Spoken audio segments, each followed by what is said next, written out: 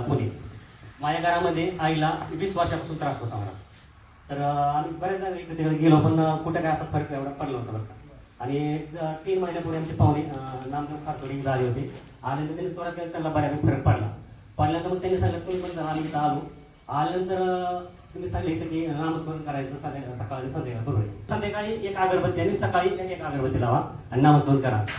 पण महाराज एवढं वाटलं जात होतं घरामध्ये की एका अगरबत्तीनं असं मला वाटलं की आता लवकर काय कवर होणार नाही. मग तुम्हाला खरं सांगतो मी सकाळी 3 अगरबत्त्या आणि संध्याकाळी 1 अगरबत्ती करत होतो. लवकर मला बाहेर पडायला होतं याच्यामधून. तर 2 महिन्यामध्ये जवळजवळ आता कालच्या गुरुवारी पूर्ण सगळ्या शक्त्या याच्या अंगात पूर्ण सगळ्या मुक्त झाल्या, सगळ्या क्लिअर झाल्या.